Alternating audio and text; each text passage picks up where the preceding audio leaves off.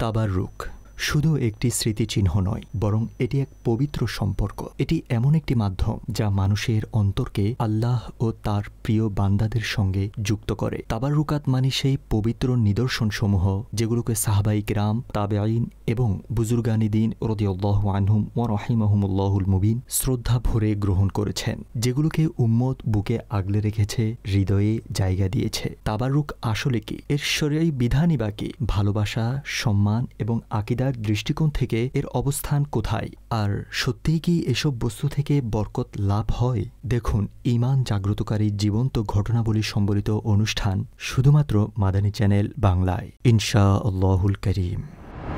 দেখুন অনুষ্ঠান পবিত্র স্মৃতিচিহ্ন প্রতি বৃহস্পতিবার বিকেল 4টায়, সন্ধ্যা 6টা 30 মিনিটে ইনশাআল্লাহ, শুধুমাত্র মাদানী চ্যানেল বাংলায়।